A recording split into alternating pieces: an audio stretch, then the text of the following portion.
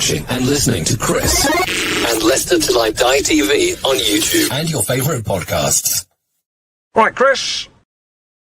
All right. Good evening, good afternoon, good morning, good night, good day, goodbye. Hello. Wherever you are in the world, one of those will apply to you. It's going to be one of those shows today. I just know it. Just backstage talking to my guest, Mais, and I realised that my microphone was halfway across the room. And she didn't say anything to me. She was just obviously not listening to a word I was saying and was just nodding away. She couldn't hear me. And I've got this with you. That is the best way to deal with me. And yes, do not adjust your TV sets or your computer screens. This is the new kit. Third strip, it's arrived today. And guess what? I've got to show you this. Look, no betting logo on it. It didn't give me a choice. And as you know, our current logo, A, it's a betting company, which I don't mind. It's putting money into the club. B, though, it looks like Pac-Man, which I didn't like. But it didn't give me a choice. So for the first time in years, I have a shirt with nothing on the front, which is a bit of a shame because it shows me man boobs off more. But there we go. It's LTID TV1 from Leicester Till I Die. Thank you for joining us live on YouTube. If that is how you are watching us, or via LinkedIn or Twitch. Please join in with the show. Get your comments in the chat, and we'll put up as many of those as we can. And if you're watching on catch up, put your comments below. And if you are listening via your favourite podcast platform, thank you for lending us your ears. Remember, follow us on all our main socials. It's LTID TV on all of them. Tonight's show is the prediction show for the WSL. 4 seasons. 4 seasons. Can you imagine? You know, we still had, technically, I like to say we still had Premier League football last season, even though it was the women showing the men how to stay in the league. But he did it, 4 seasons. We're going to be joined by Mais from Devils United TV, and that will be straight after this.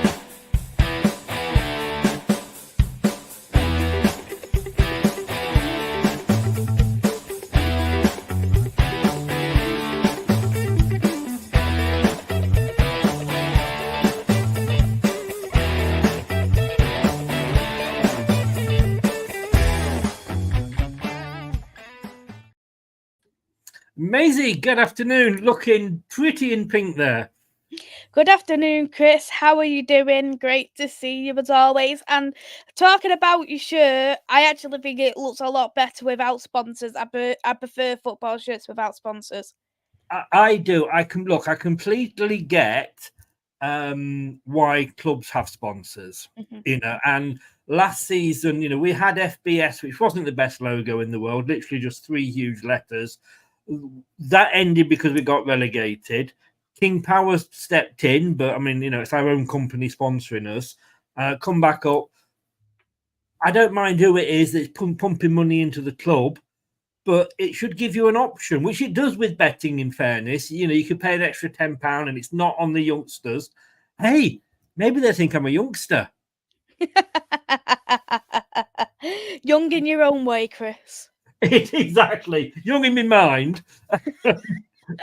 Some might say childish, but I prefer to use the term young. But yes, I'm into, at least they've done that. But yeah, look at this. I didn't get a choice. It just literally came with no logo on. And I have to be honest with you, I've been stood in front of the mirror. It's a little bit embarrassing, but stood in front of the mirror, admiring myself in my new top. And it looks odd. Look, it does. It looks odd not having anything there. I think, to be honest, it's like more old-fashioned, retro kind of way, isn't it? So that's why I prefer my football tops, retro, as they like to say. You are going back. United sponsor as well. We've gone to Snapdragon. It looks a little bit better than TeamViewer, don't get me wrong, but yeah. I actually, yes, like you say, I think, and as well when we do these sort of the kit shows where we look at all the kits and what have you, most of the time we are judging it on the sponsored logo rather than the shirt itself. Mind you, there's some awful shirts out there this season, and you may call this awful as well. But a couple of hellos. Ravi's in. Hi, Ravi. How are you? Big up Christopher with the show. As long as Leicester can win it, look, as long as we stay up, that's the main thing. And he also says, big up Maisie. the Mank Kate Abdu. Hey, I'd take that. I'd take that, Maisie. I would. I definitely would take that. That's definitely a compliment. She's a great pundit and a Who great does host. that make me? Jamie Carragher, Micah Richards, or Thierry Henry? I'll call you Jamie Carragher. Yes, none of them. Oh no! Hang on, he spits, doesn't he? You know.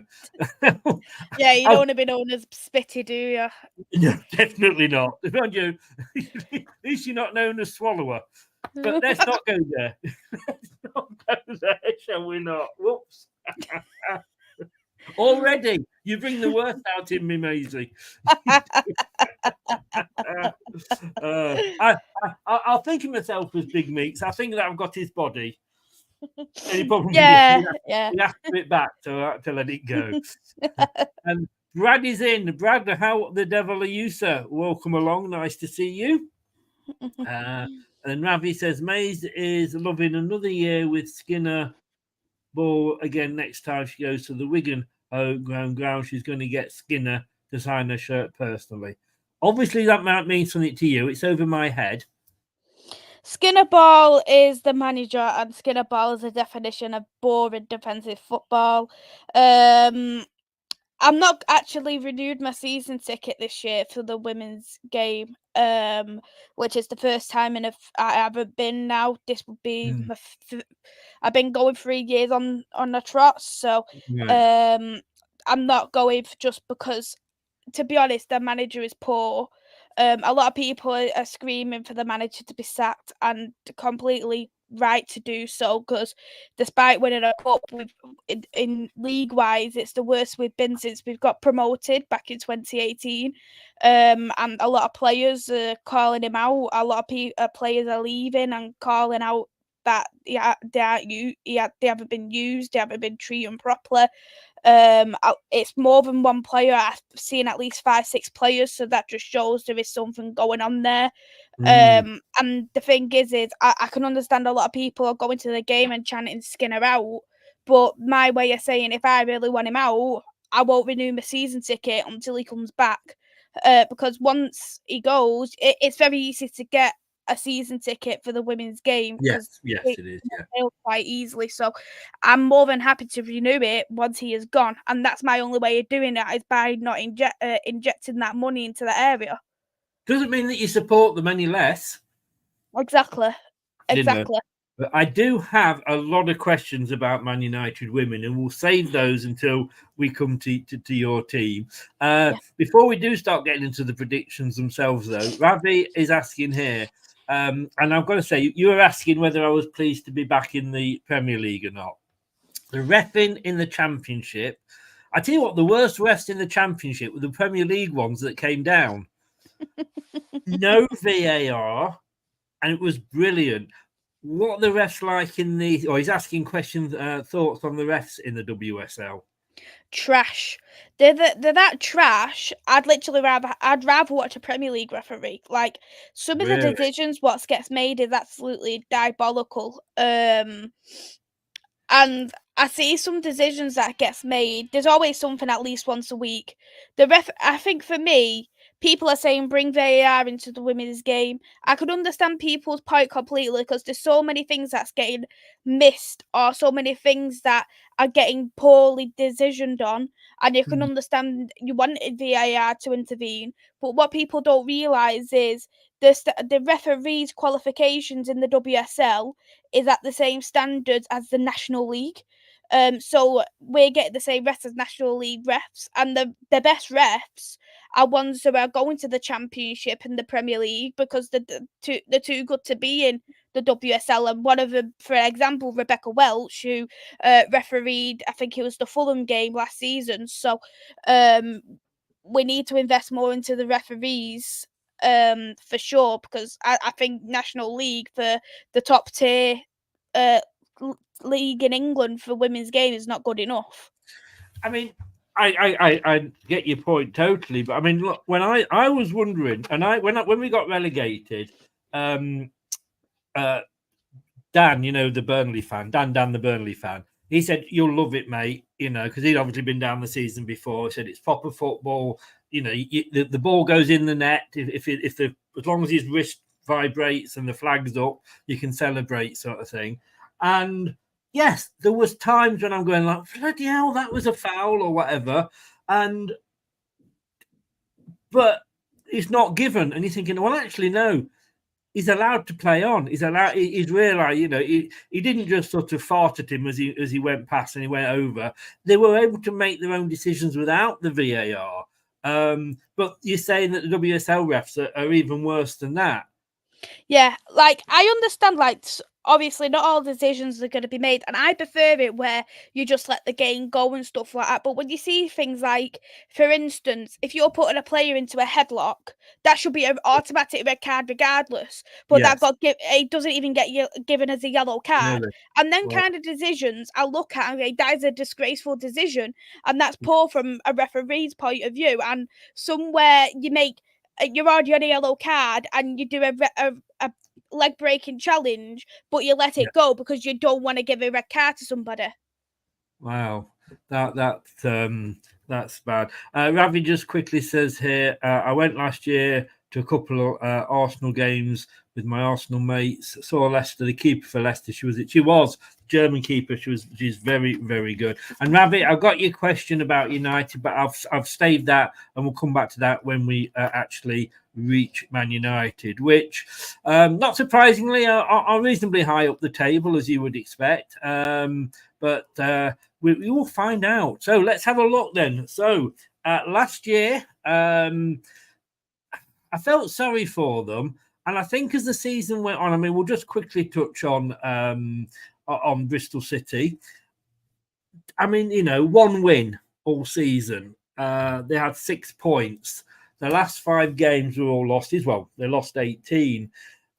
We say about a gap between the Championship and the Premier League in the men's game.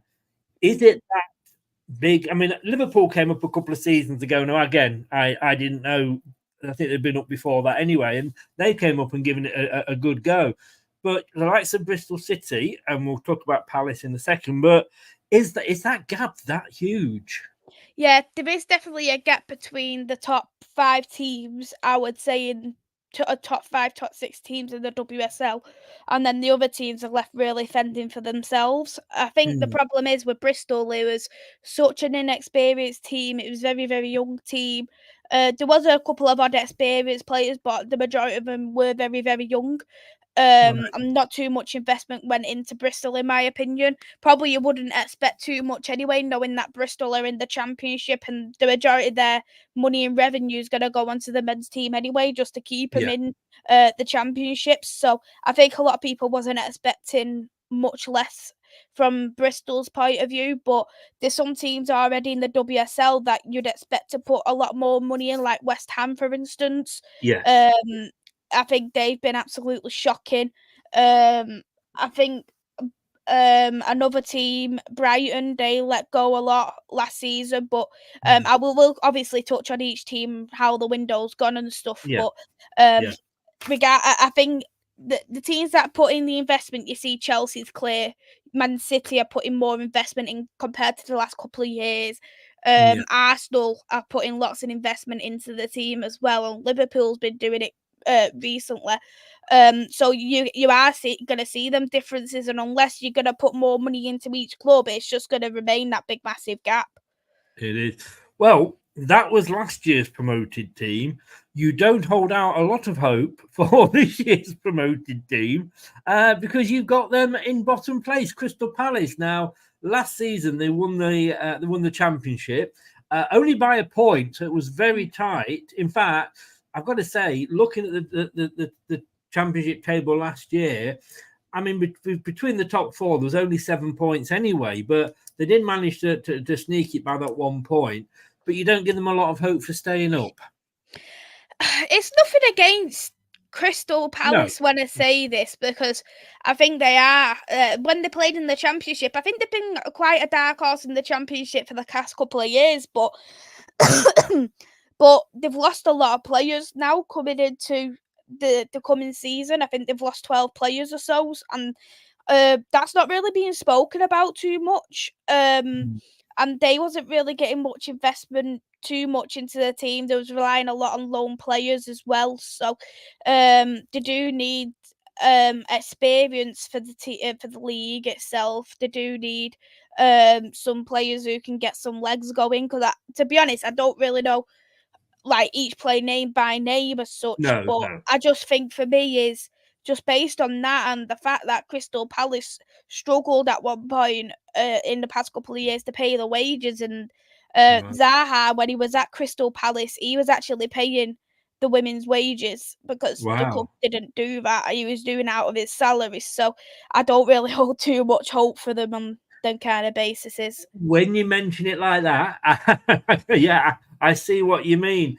I suppose, though, in fairness to a lot of the women's team, when you look at the championship, there's some big teams in there that, you've got like the Southampton and Sunderland and Watford. But I suppose they still got to prioritise the men's team, because without the men's team, there's not really a women's team, is there? Regardless, every single team is going to prioritise the men's team. That's where they're going to make all the money, let's be real. And it's just about the money that they do make from the men's team, how they really inject it into their squad. Sunderland is actually a pretty decent team.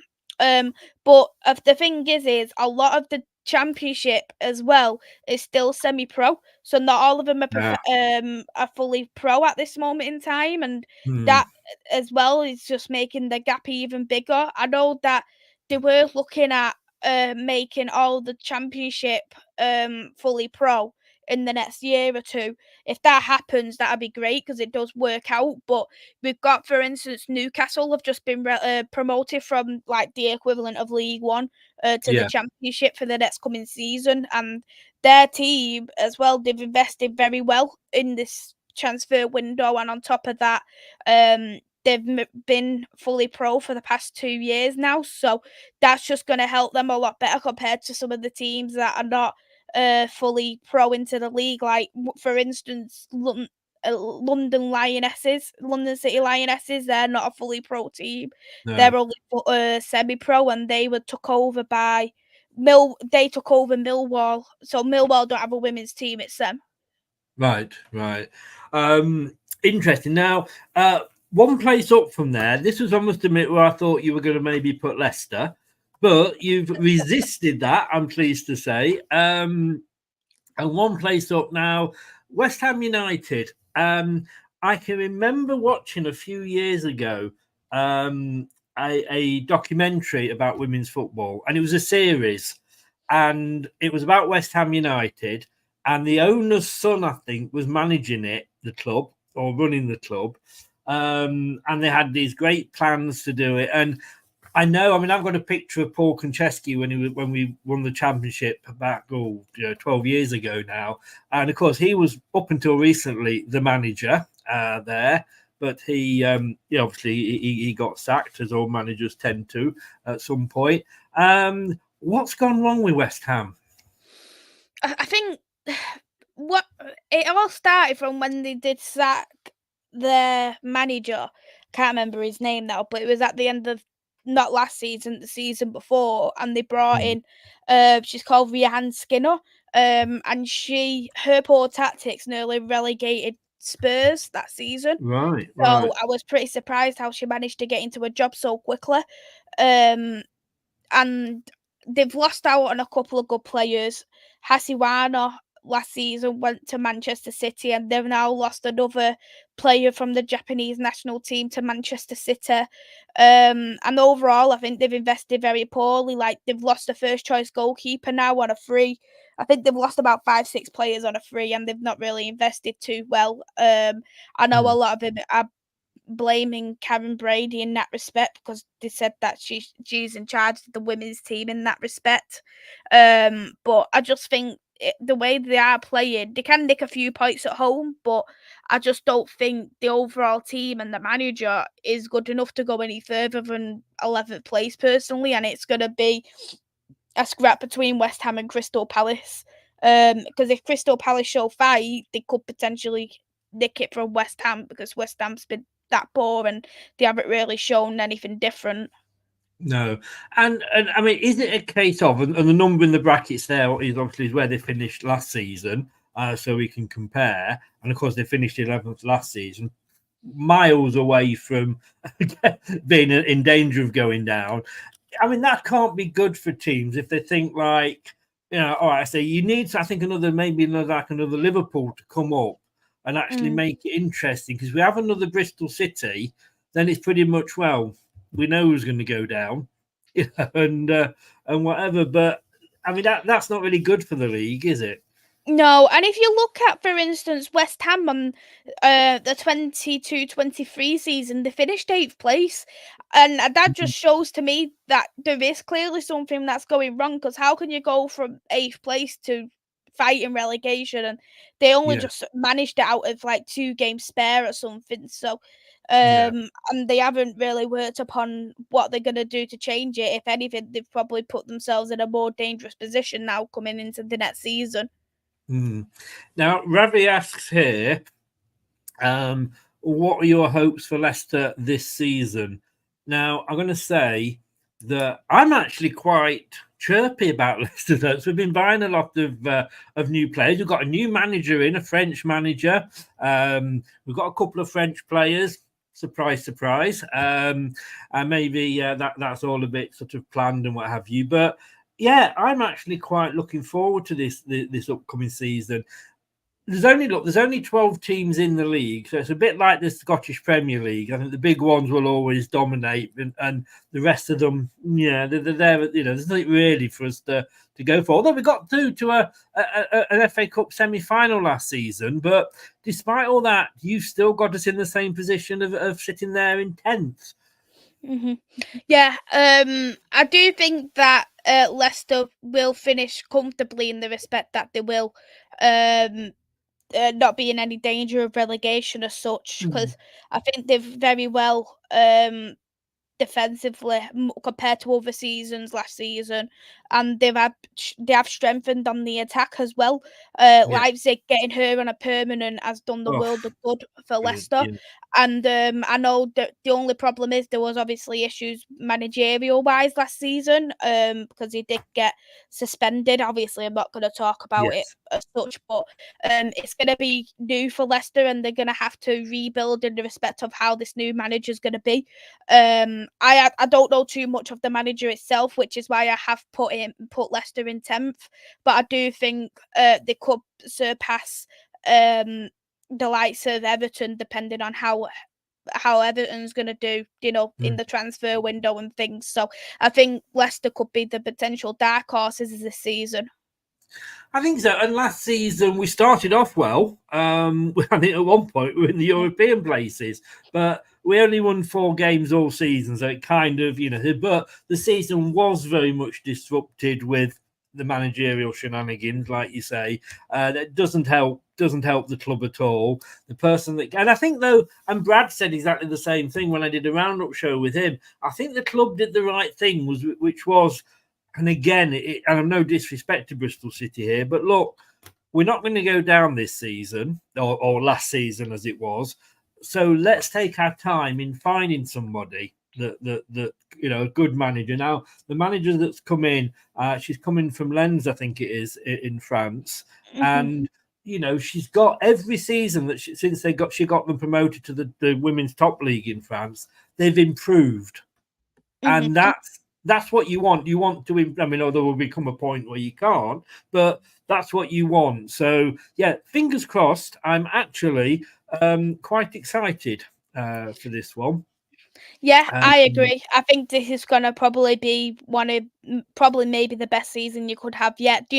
Obviously, depending on how you do in this transfer window. And as I say, you are looking like the potential dark horses coming into this WSL season.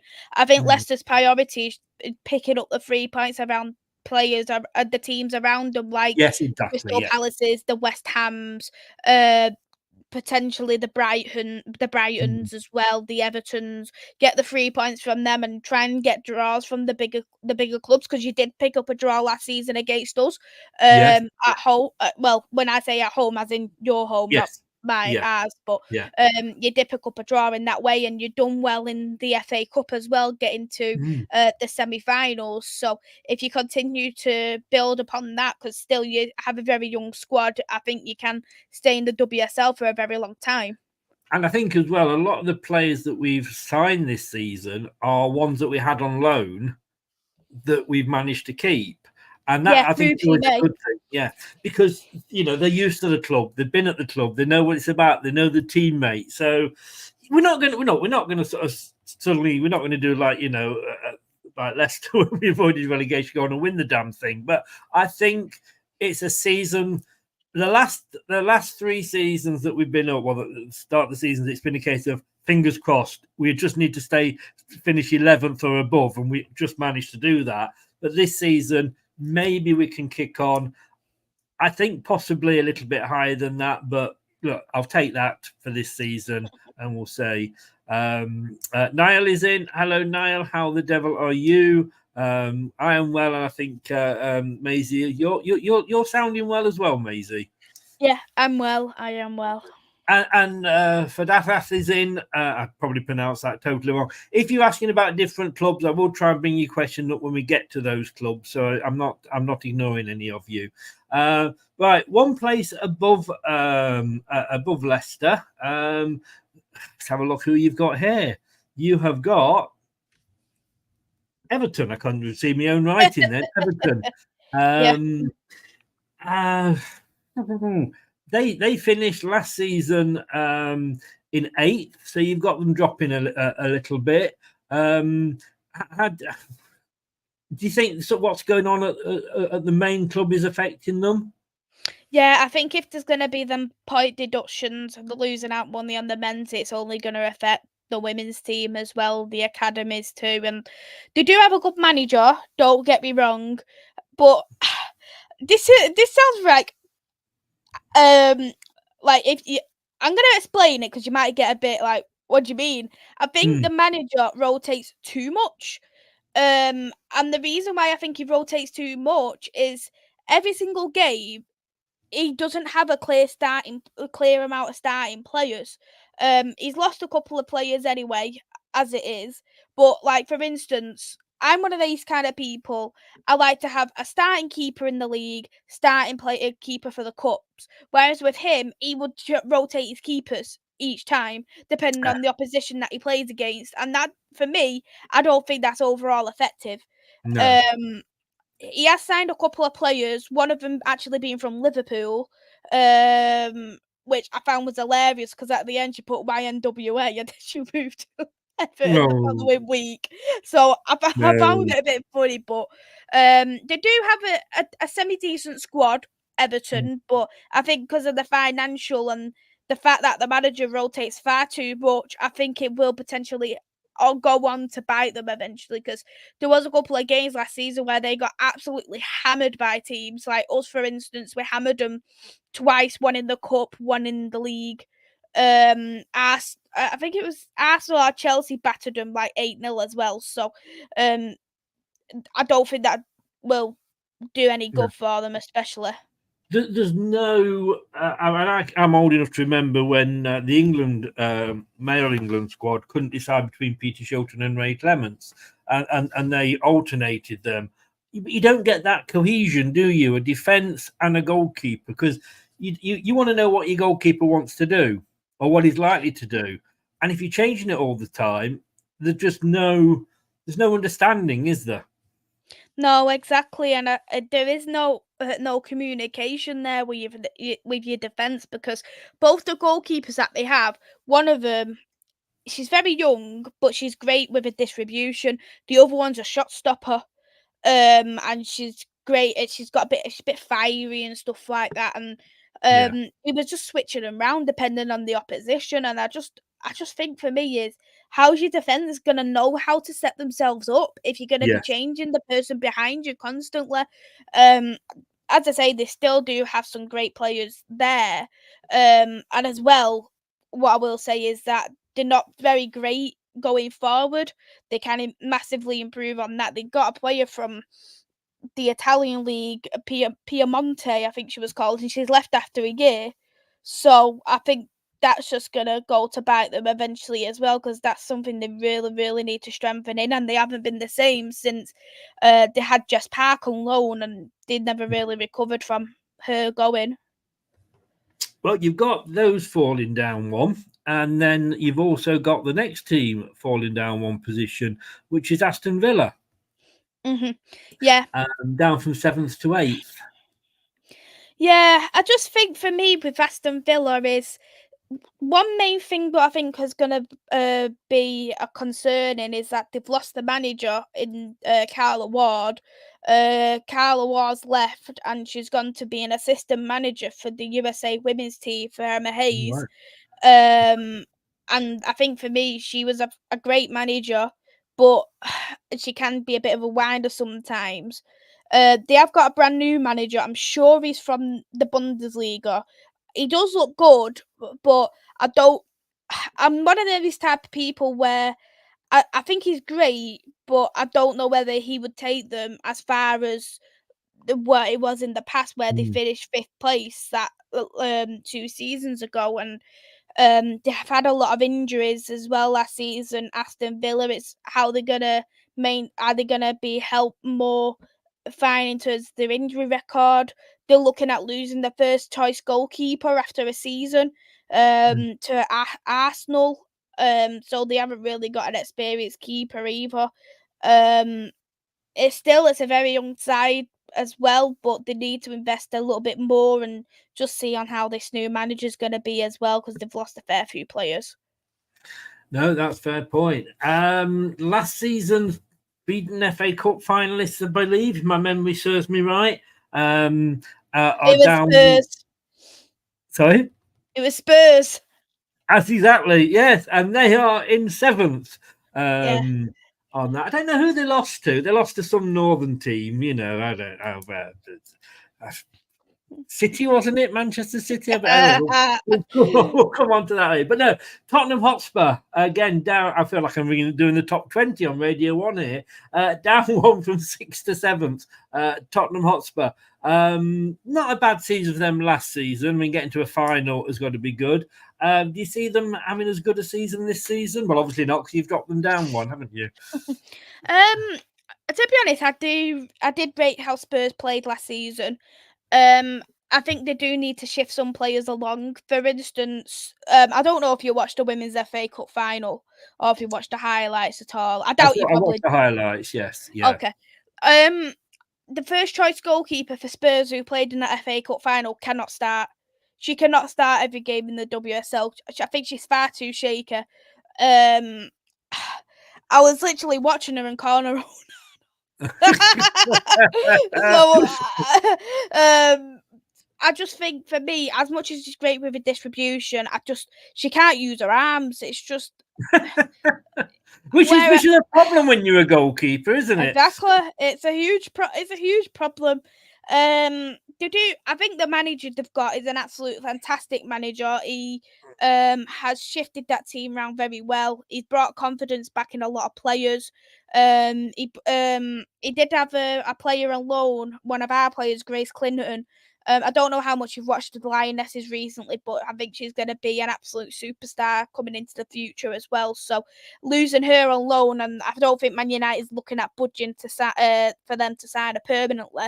And that's going to bring a big, massive hole into Spurs, just because it's going to be who's going to really control that midfield as well as she has, who's going to drive that ball forward like she has. I think, as I say, I think they've got great players. They've got a fantastic goal scorer, Bethany England, Martha Thomas. They've got Jessica Naz, who are all fantastic players.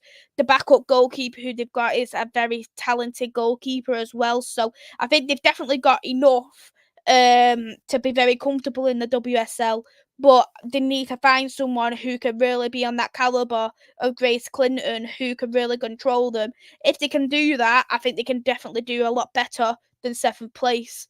But I know they are looking at one of our former players, Katie Zellum, on a free, and she could do wonders for that Spurs team, depending on how they use her. So that's why I put them in 7th in the meantime, but that could change. Now, the next one's exciting because this was a team that I was hoping we could finish above last season, as the season went on, and we finished a point behind them. They won 5 games. They finished 9th, but you've actually got them way up here into 6th place, and that's Brighton and Hove Albion. I'll tell you something, Brighton has absolutely surprised me this transfer window. One thing, the only downfall I will say in terms of Brighton right now, well, I say 2 downfalls. 1, they've lost their main goal scorer. 2, they've not got a manager right now. Because she got sacked midway season, but they haven't really replaced him. Oh. But from what I've heard, they are looking at a top tier manager to bring him forward. And I do think Brighton when you look at the team, they are getting more and more experienced each game, and they have been more secure in that back line, trying to get more control in that midfield, and you could really see that. The signings they've had is absolutely phenomenal. They signed Frank Kirby on a free from Chelsea, and I think Frank Kirby will do absolute wonders in that Brighton team, because she can play anywhere in the midfield. She could play as a striker, and I think they could really get the best out of Frank Kirby. They've got Maria Farr, who's great in that centre-back role. They're signing someone else from Chelsea as well, who can play in centre-back. So if they're bringing in winners who's won the WSL and won multiple trophies in England, if they get a great manager on top of that, I can actually see them finishing in the top 6. Yeah. I mean, it's not quite so urgent for the women's team. I think the season starts mid-September, doesn't it? Yeah, that's right, yeah. So they've still got a while, but this is, and look, I mean, Leicester did the same. We didn't replace a sack manager straight away. We took our time, but we had one in for the start of the, when all the players came back, etc. They don't want to believe in it too long, otherwise they're missing out on a great opportunity, aren't they? I think they'll probably get someone in by pre-season, because they'll start the pre-season probably in August time. So right. I'm sure they'll bring someone in by then. I could probably imagine. But I wouldn't be surprised how they recruit, because Brighton, I do think they have one of the best recruiters in recruiting system in England. They always pull stuff out of the bag, both men and women's football. So I'm sure that they'll find the appointment what's best and right for them. They were looking at the ex-Netherlands manager. Okay. So if that comes, and he's been going to a lot of Brighton games as well, so that could potentially be great for them as well, having an experienced manager who's managed a top team like the Netherlands, who has actually won major trophies. Yes. Under Weidman, wasn't it? They won quite a bit. Yeah, that's right. Yeah. Now, that is probably so far in the league that when I'm looking at the teams that are there, those are the ones that you touched on earlier, that Leicester need to be winning those from the teams that are around them. And I think from 6 downwards, those are the teams we need to be targeting. Completely agree. Yeah. However, in 5th place, you've got the team that we open up against in I believe it's our first game. It's not been confirmed yet for the date, but yeah, we are away at Liverpool. You've got them dropping 1. I've got to be honest with you. Sometimes when I look at these teams, I can't get my head past. When I think Liverpool, I think, well, they're going to be 2nd or 3rd because of the men's team, and I'm trying to get my mindset past that. But I don't think they are necessarily, they're a good team for me. But when I saw them last year, and obviously we played them, they can get got at. Mm-hmm. Yeah, I think there has been times where Liverpool have looked a world-class team in the WSL last season, because they recruited extremely well with Grace Fisk and Holberg, I think she was called. So them type of players are doing the absolute world of wonder for that Liverpool squad, as well as having experienced players like Van der Sar and a couple of others. So I think the thing is I don't think the manager's too great. Sometimes you look at him and go, oh, he's actually done a good job here. But then you drop in then you put in on your best player as a sub. in the last 10 minutes, like Missy Ball Kearns, and I was thinking, what you playing at? Why are you getting absolutely battered because you don't know what kind of system you're playing? And I think the thing is with Liverpool is I think they've done well. I genuinely think they have done very well. They've had a lot of criticism in the past, rightly so, because they've been relegated and they didn't put a lot of investment into that team until they won the championship a couple of seasons ago. But I think for me with Liverpool, what I've always found is when there's been a dark horse who has done very well in the WSL, like Aston Villa, Spurs, they tend to go on a really bad downfall. Right. They tend to, like, if you look at Villa, I think they finished like 5th one year and then they dropped near enough to the bottom of the table. So did Spurs that season. So I think for me with Liverpool, I don't think they're going to be like them in that respect where they're going to drop all the way down to relegation fight.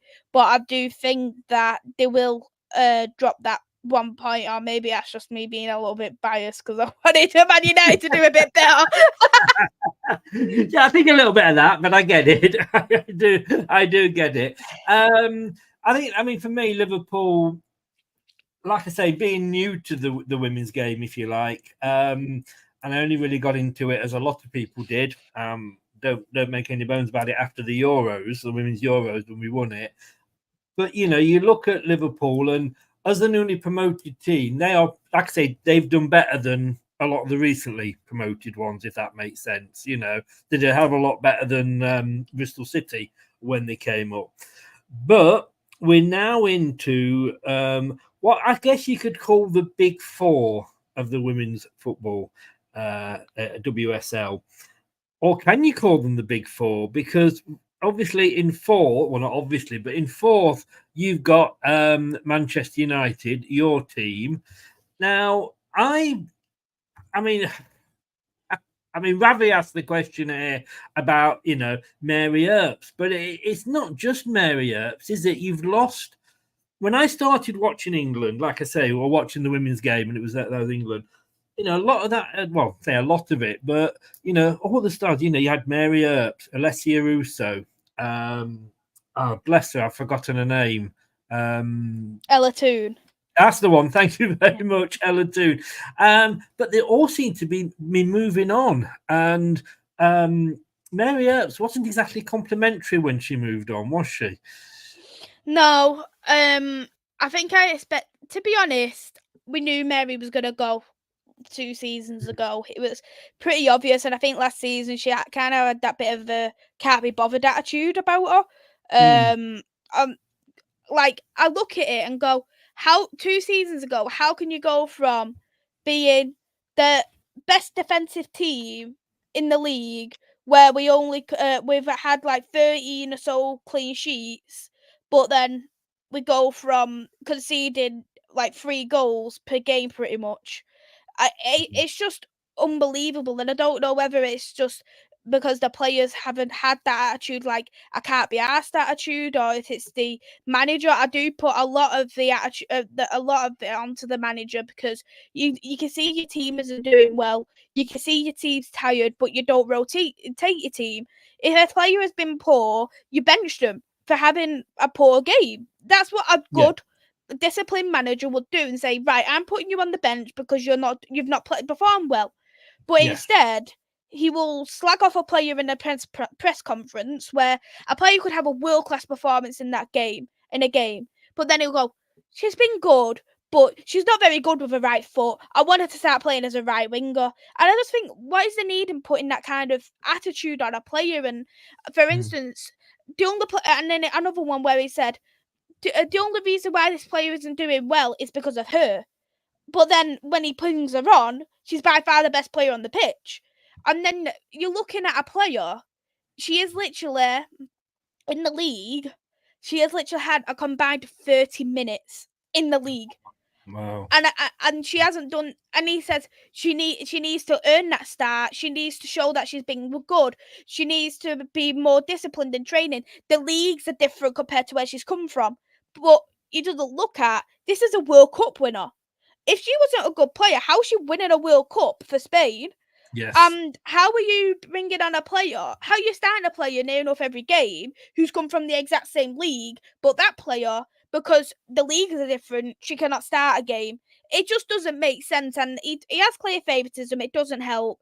I don't think in terms of the players' contracts, that's not helped either because we're losing some players. But under the same breath, I look at the players who are gone, minus your couple, I don't think are huge losses.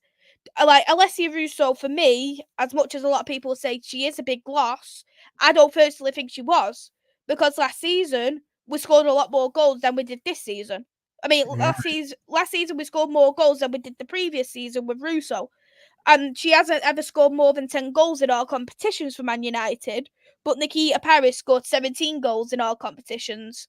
And that is the most a player has scored for us since the championship games for one player. So I think in that kind of... Sorry, carry on. No, you go. It's fine. I was just going to say, we'll be here all day. You go. No, you go. No, you go.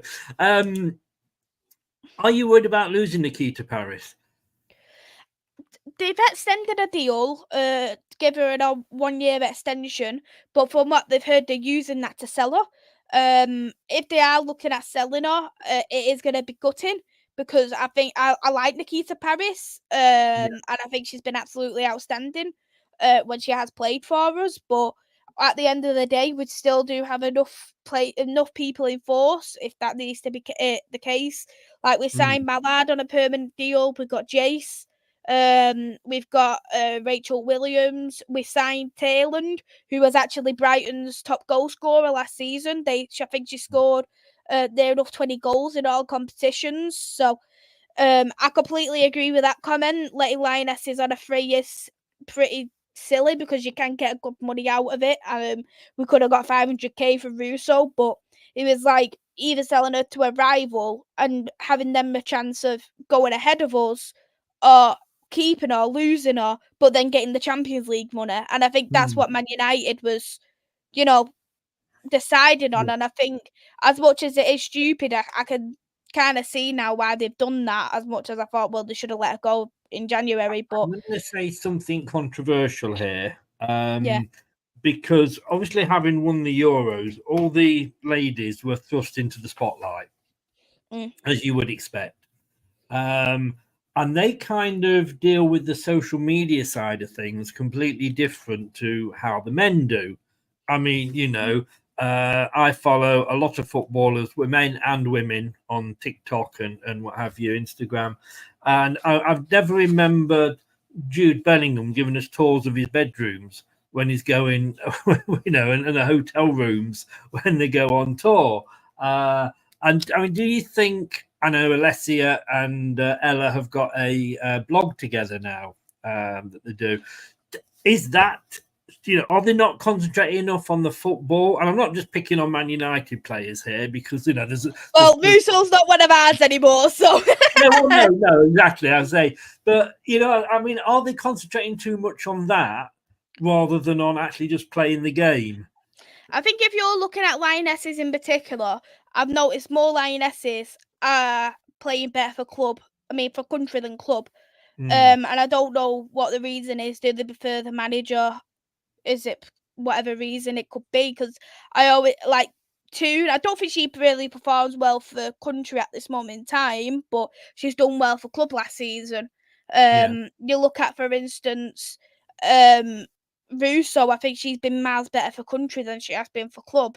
Lauren Hemp, the same. I think she's been better for country than she has been for clubs. So it's just all, depending on what system plays what. And I definitely do think the limelight has took a lot out of it, not just for the Lionesses, but I think you're not seeing the best players out of the actual league who could be outstanding players, but because they're not Lionesses, they're not getting spoken about, etc., etc. Like when I was at Lee Sport Village last season, one of our players, Leah Goldridge, was signing autographs, taking pictures, which I think are very great because not many men always stop. A lot of the players stay for hours to take pictures, making sure you've got absolutely everybody done.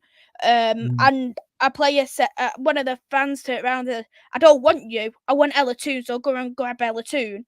And I just think it's just that privileged I hate it, like, because the women's players are getting to the point where you expect it. It's like they're turning into a bit of a babysitter for a fan. Maybe I don't know what it is, but Yeah. I don't know whether it's just the Lionesses and it's gone too big and etc. And that's probably put a lot of things onto it, or the fact that there isn't them boundaries as there is for the men's players. Because Yeah, you wouldn't ever see that. Like you wouldn't see like a kid who supports the men's team only say to Martinez, "Oh, I don't want you. I want Onana. Go and grab me Onana." They wouldn't say that because they'd be absolutely happy to have yeah. Martinez because Martinez has stopped. Yes.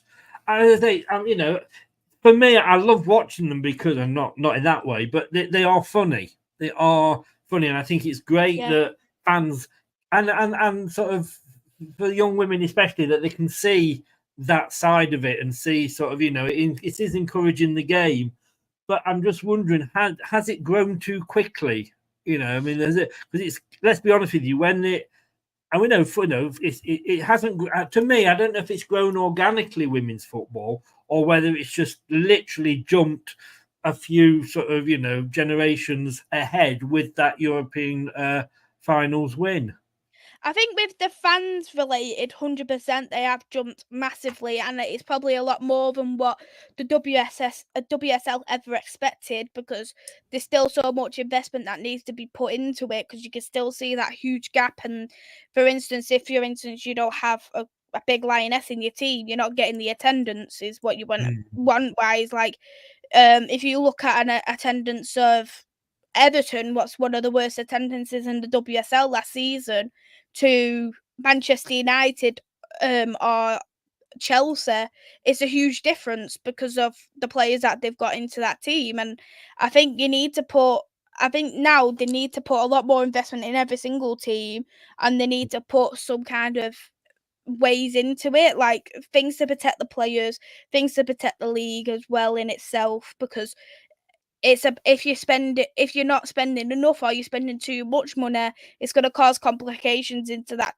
team in the longer term, and it needs that a lot of protection. And I think one thing that I would like to see, I want the league to be expanded, just for more games to be played, so the players are getting a lot more fitness into them as well, because there's times where they'll have a winter break for 3 weeks and then they're coming back rusty. If for instance you're extending it slightly to 15 teams per year season, it helps them out a lot more fitness wise, and it helps the club out revenue wise as well.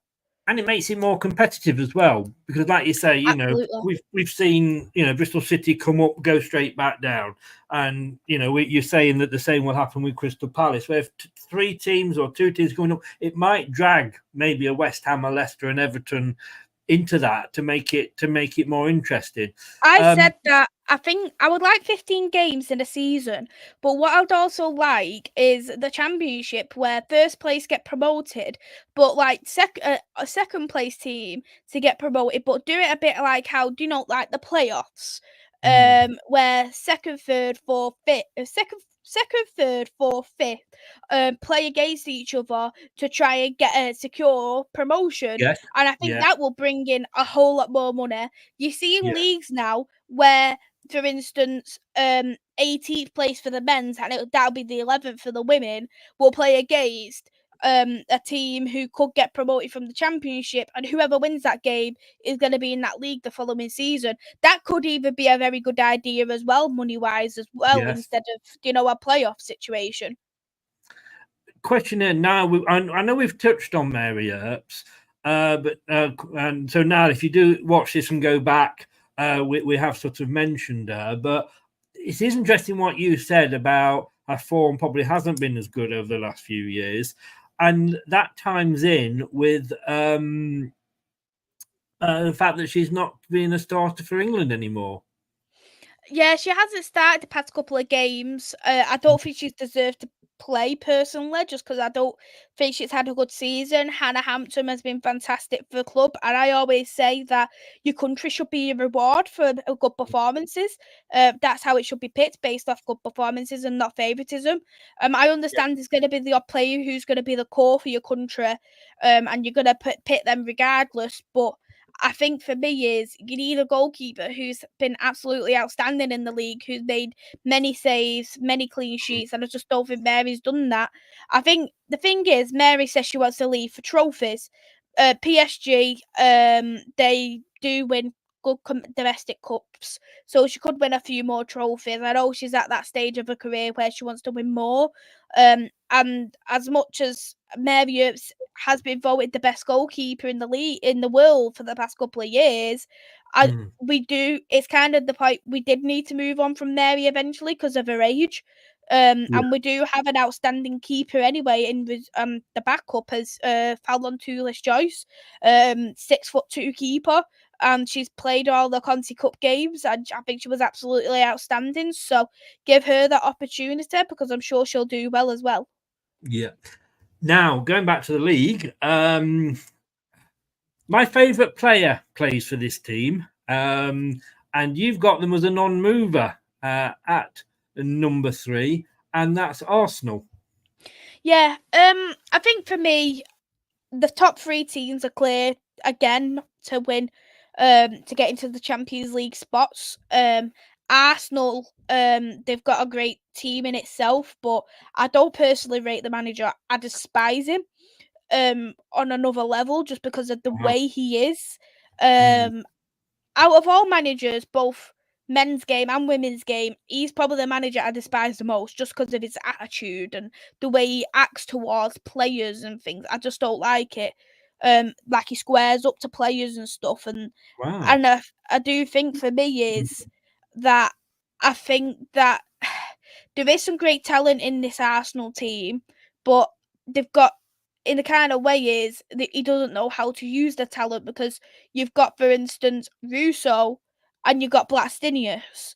Blackstenius has been fantastic this last season and she deserved to start more games, but Russo, because of probably a market value and the Lionesses, she's always starting, and then Blackstenius is coming off the bench, and I know some players have been very unhappy and they've had a bit of conflict towards the manager, which is why they've lost their star player in Vivian Miedemar to a rival team, which we will go into soon. So I think they've got too much talent for him to handle, and he's had a bit of a bust up with some of the players at this moment in time. But I think based off the talent, I don't think that there will be any lower than 3rd place unless they do get an injury crisis again. Yeah.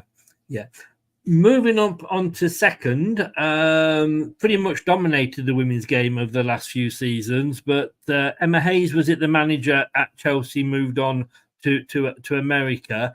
And is that the main reason, do you think, that you've got them down at number 2? Yeah, one of the couple of reasons why Emma Hayes, she's one of the icons for the WSL. Do you know just how she's took Chelsea? Because Chelsea wasn't a very good team when she took them on 10 years ago. Arsenal was very dominating in English leagues. So she took over and transformed the league in itself. The way she has played her tactics, a lot of managers do look up to her in the WSL. A lot of players absolutely love her, and she's done very well in terms of the actual squad itself. And I just think for me is they've got a brand new manager. I think she's great. She is very, very young. I think she's only 38. So she's going to come into this a little bit blindfolded in a kind of way, just because I do think she's had some great stars in Leon. But I just think for me is, especially with the old Sam Kerr situation where she's going into where she's got a court hearing in the next couple of months or so. And as well, they've lost some players in Frank Kirby. I think she's lost about 4 players. They've lost one of their main goalkeepers as well. So she's gonna want to transform it into her own team kind of thing. She's gonna want. And she's going to want to implement her own tactics too. So I think it's going to take a season or so because they've got a very huge squad. They need to get rid of some players to bring in more players because I think they've got 40 players now and that's by far the limit. So I think she's going to have to look at pre-season and think, what am I going to do with this team? Where am I going to get it up to? But I think for next season, I think Chelsea are still going to do well. but I just think that they might just edge it a little bit just based off of them couple of reasons. Ravi's put here, and I think it's a very good signing. It's Lucy Bronze has joined Chelsea from Barcelona. I do really like Lucy. I think for me, in terms of the women's game, she's one of the best fullbacks to ever grace. I think she's absolutely outstanding. But the only problem now is with Lucy, she's getting on the wrong side of 30. No offense to her when I do say this.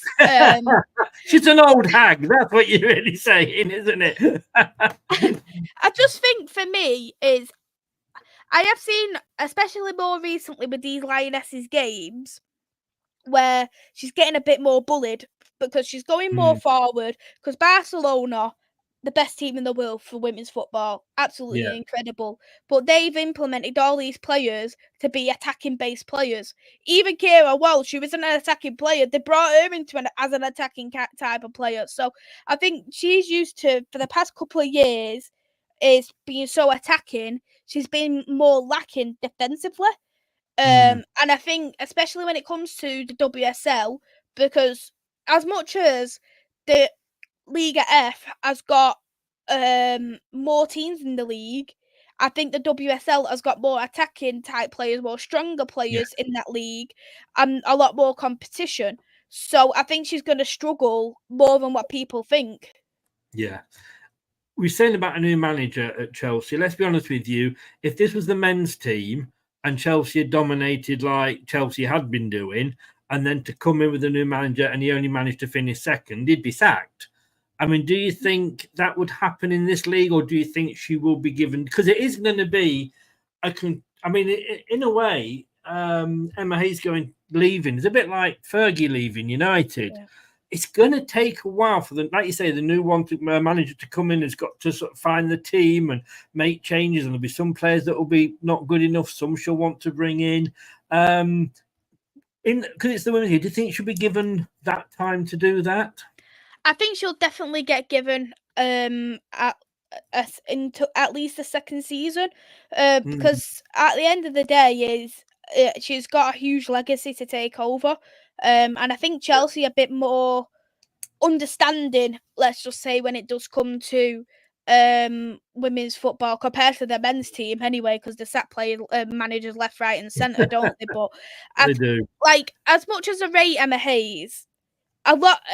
If Chelsea, for instance, kept getting knocked out of the Champions League, they would have sacked the men's manager.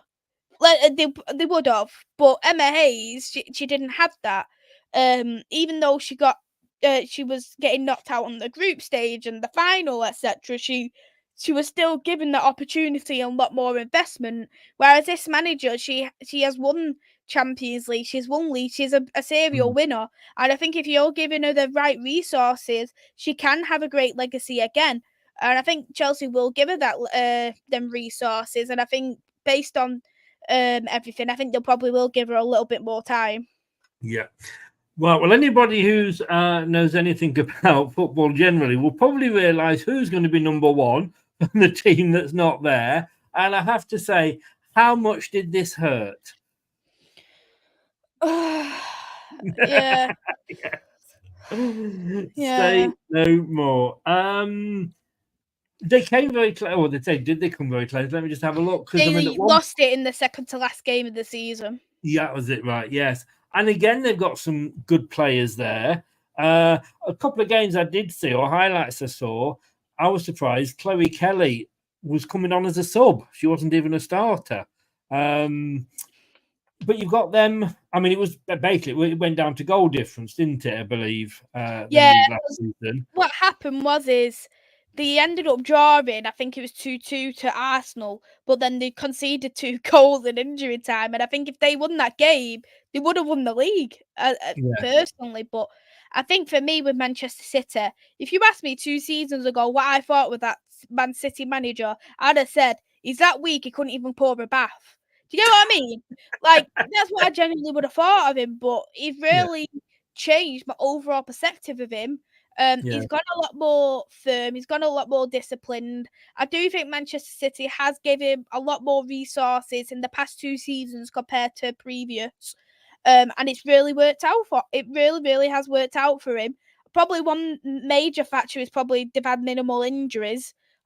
What's probably helped him a lot. But like you say, dropping Chloe Keller for Mary Fowler, that's got to take some guts to drop Chloe Kelly. Let's be real, and they've got a world class striker in Bunny Shaw.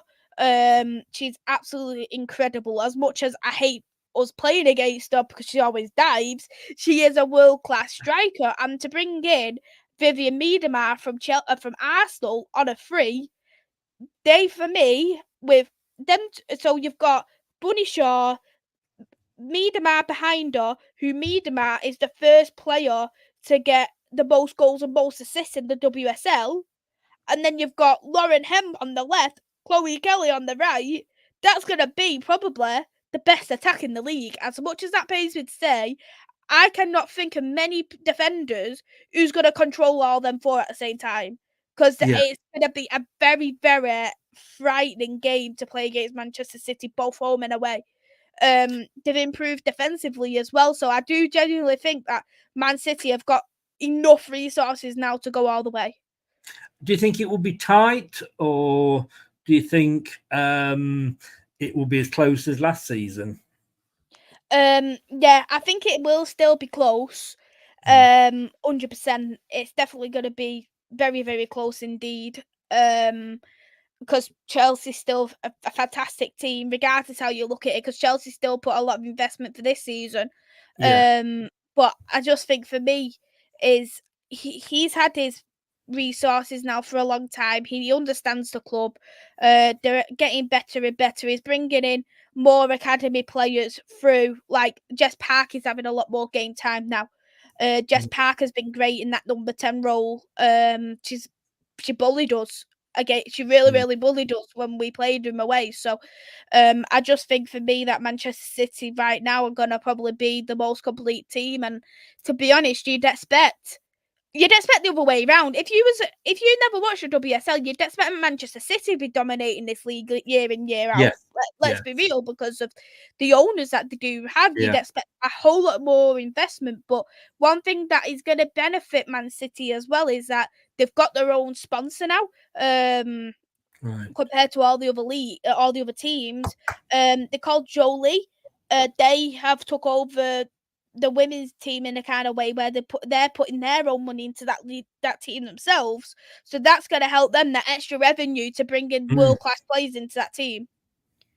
Yeah, no, indeed. And do you see it being the start of a bit of a Man City dominance like in the men's game? I hope not. I really hope not. From a Manchester United point of view. But I think just generally, I don't think it's good for any game when that happens. Well, no, I'm not a massive fan of what we would like to say all your club's taking over. I always I love the dark horses. Do you get what I mean? But yes. Yeah. No, I'm the same. I just think Man City and Chelsea and Arsenal are too much clear now on this league. I don't think Arsenal's got enough to win it, but it's going to be either Man City or Chelsea. And it's going to again go to the final game of the season. Because looking at last season's table, I mean, the top 3 were 9 points clear of 4th place Liverpool, but they were 6 points clear from yourself. So it will be interesting. Thank you for that, Mais. Just a few general questions to go through now that people have brought up. In China, they forced the men's clubs to have a women's team too. Maybe the EPL clubs should do the same thing. I don't think you can force owners to have women's teams, but the incentive was there. I know for Leicester that we bought the Leicester team in only 4 or 5 years ago under the King Power fold, and it actually helped with FFP. I think the thing is there's not many teams now that doesn't have a women's team. Like, we only brought ours back in 2018 because the Glazers decided to fold it because they said it wasn't making a profit. And another team, what will probably surprise you, that didn't have a women's team till around us, was Real Madrid. They never had a No. women's team. I know that probably took a lot of people by surprise. Yeah. One team as well that's never had a women's team and only bringing out this year is Porto. Right. So I do think that it probably will help them longer term, obviously, to have a women's team and stuff. But it's just a matter of obviously how much money is going to get generated into it. Like if you're going to be a lot of the Premier League teams, a lot of them are still only semi-pro. Yeah. Like Yes. Southampton are still only semi-pro, for instance. You've got some Nottingham Forest have only just become full time and they're in League One. So it's just a matter of how much these Premier League clubs want to put into the women's game. Well, talking of owners, something else that the gentleman says is Sir Jim Radcliffe had nothing to say about the United's women team.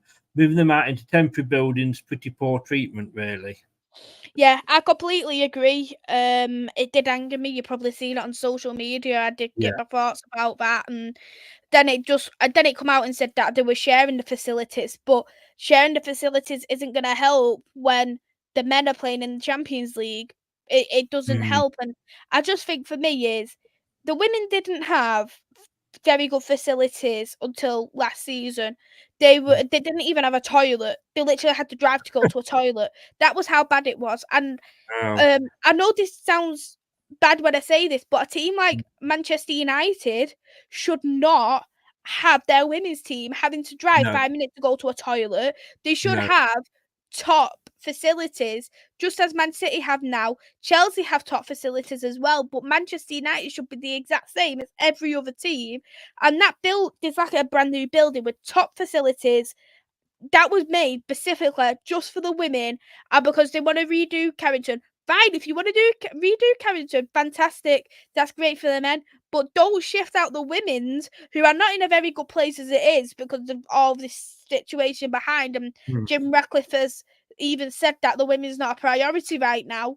Don't shift them out because you want to benefit the men's team. Yes, I mean, I know. With Leicester, when we had our new training facility bought, From Harry Maguire, was that? Yeah. Thank you for that. Yes, it should be called the Harry Maguire Training Centre, really, shouldn't it? But when we built that, the old training ground at Beaver Drive, the women just moved in and took it over. Okay, so it's not the big one that the men do, but it's still a decent one. It was a one that we used in the Premier League up until that point. But interesting is when with Leicester, we play our games at King Power, which is obviously our main stadium, and you're not going to fill it. In fairness, it reminded me very much yesterday. We played a friendly yesterday against Palermo from Sicily, and for some reason, well, I presume it's because we were doing the turf. They played it at Chesterfield, and it was like 50% empty, probably more. And you get that with the women's game. Do you think it's good that they play at the home grounds for the men's teams, even though they're not full and the atmosphere isn't quite there? Well, for me, I'm one of them. I prefer atmosphere over how many seats there is. We rent the stadium out for the women's called Lee Sport Village up in Wigan. And if, for instance, the Lee Sport Village 9 times out of 10 is pretty much near enough filled. We can have a capacity of 12,000. 12,000 is more than enough. Are we usually getting around 7,000 to 8,000 people coming per game? And for me, I'd rather have that and have an outstanding atmosphere. And I think that's probably one thing that for instance, that's probably one thing that helps us because we had an outstanding atmosphere against Manchester City 2 seasons ago, and that was played at Lee Sport Village. And we won it in the last couple of minutes of the game. And I think for me, that atmosphere was the thing that brought it forward. As much as I like Old Trafford, and obviously our Old Trafford's got so many memories for me. I just don't think the women's team is where it should be at this moment in time for it to be played at Old Trafford permanently. Like, we don't have enough people attending for a start. We're getting around 20,000 people when it is at Old Trafford, fantastic. But Old Trafford fills over 70,000 people, so it looks pretty much crap. Secondly, not many people like to sing. If, for instance, you're singing at the women's game, they look at you as in to say, "Don't sing around me, or I'll kill you," kind of look.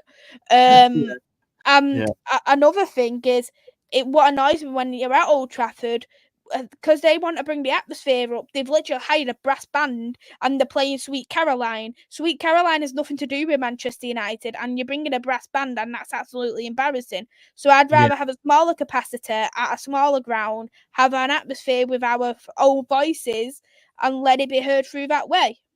Yes, yeah. I mean, totally. I mean, the other thing as well is, Leicester sort of, we give everybody we used to. I think we're starting to drag it back, and we give everybody a clapper when they come into the King Power. I mean, it'd be a bit more expensive for Man United because they have to give everybody an umbrella, don't they? Yeah. Oh, sorry. I couldn't. Well, I think they're fixing the roof now, so at least I won't get soaked next season anyway. Like, you should have seen it. I went to Old Trafford a few years ago with my mate, and because he bought me a ticket, and he literally sat on the seat and he got soaked. He was genuinely really soaked, and that was in the actually with a cover over you. I felt sorry for him. But I didn't want to say, "Do you want to swap seats?" because I didn't want to get wet either. So. No, it's all about me, isn't it? Me with Maisie. But no, I mean, that was a low punch, and I apologise for that. But I agree with you. But no, I mean, when I watch the games, I mean, Niall was agreeing with us as well. It is all about the atmosphere because that can make the difference to the players. Mm-hmm. And sometimes when I've watched WSL games, obviously some of the Leicester ones last season, it was like watching COVID games again. Yeah. Because when you heard the cheering, it was like a couple of groundsmen cheering in the corner or something, So no, I get the fact that yes, it's good because you're showing support, and not everybody. So I'm sure there's a ground locally that we could hire out, etc. to give. So, but I'm with you. I'd sooner maybe not play at the KP, but have an atmosphere. Do you know Tottenham last season?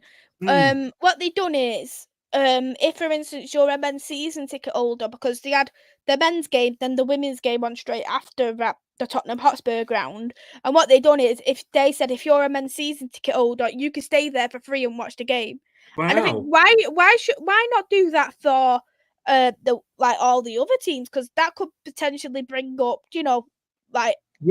atmosphere in a way, because obviously like a lot of the chants are a bit more explicit kind of way, but I think there's nothing more that a men's fan does than chant. They will chant and chant and chant right until their voice is literally gone. And I just don't think you have that at the women's game, especially when they played at home. So why not more teams do that? What Tottenham Hotspur done? I think that was a great idea. I can see the police having a bit of a go if you've got three different sets of fans coming in, but I'm not sure, whether I would imagine, for example, let's say, Leicester playing Man United at King Power for the men's game, but then we're playing Liverpool for the women's game straight after, that there might be some, and no disrespect to Liverpool, but there might, and I'm just using that as an example, but there might be some Liverpool fans that, we're going to support the women, just to meet up with the Man United fans outside and have a bit of a... I'll tell you something, right? We was playing one of the against Liverpool. They beat us 2-1 at home. And it really annoyed me, that game anyway, because that's the first time we actually lost against Liverpool in the WSL history.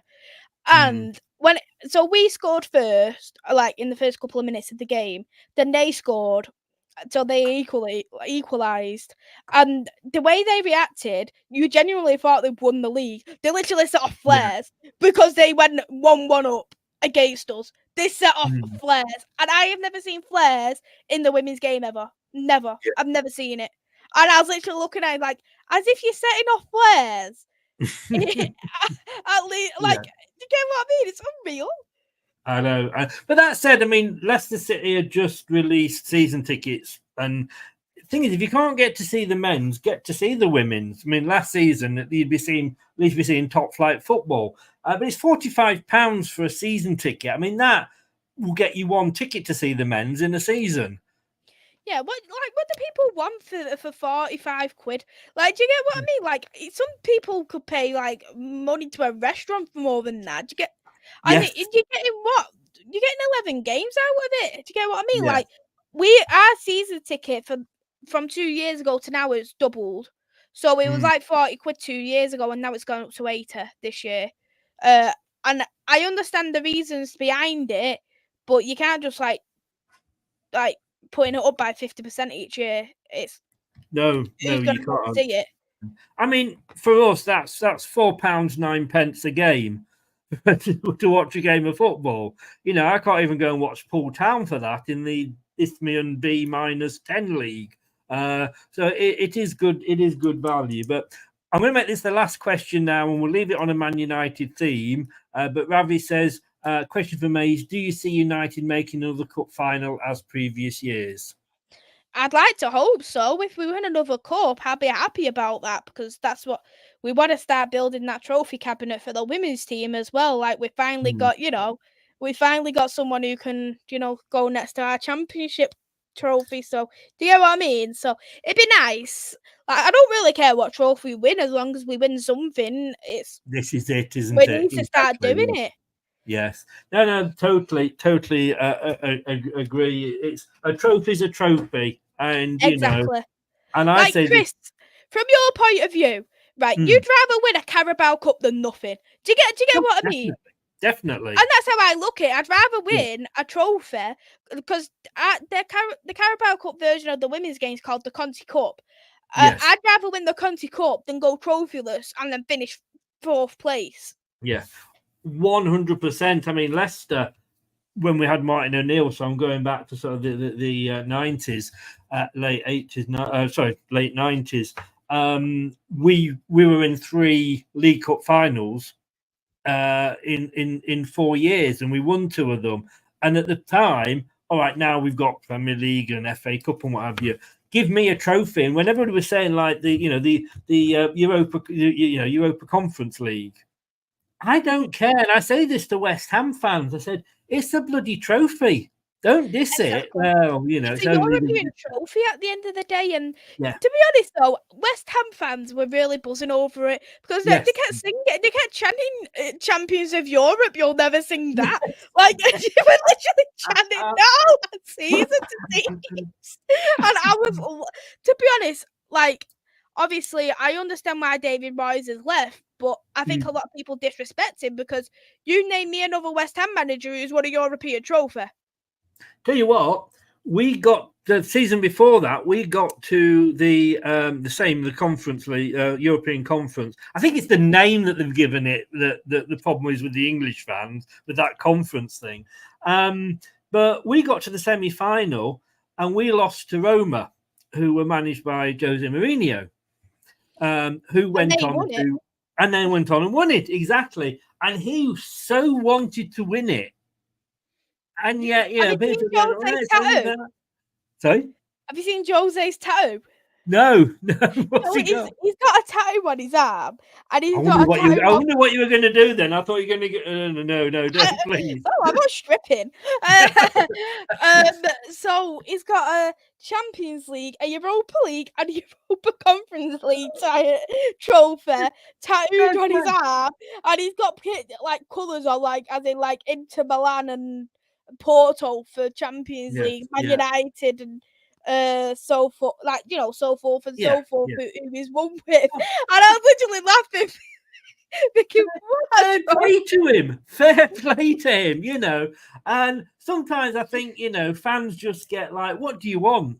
Do you know what I mean? It's a trophy. I mean, look at Tottenham. They'd take the egg and cup spoon race, wouldn't they? They just haven't won a trophy for that many years. Did I say that out loud? I didn't mean to. I love the fact that Arsenal, if you Google the Emirates Stadium on Google Maps, they've actually got a time capsule in their ground which is where I think they keep all their trophies, because it's that old now. But again, Chris, far be you're it for me. disrespecting the Audi Cup. Sorry. I'm sorry.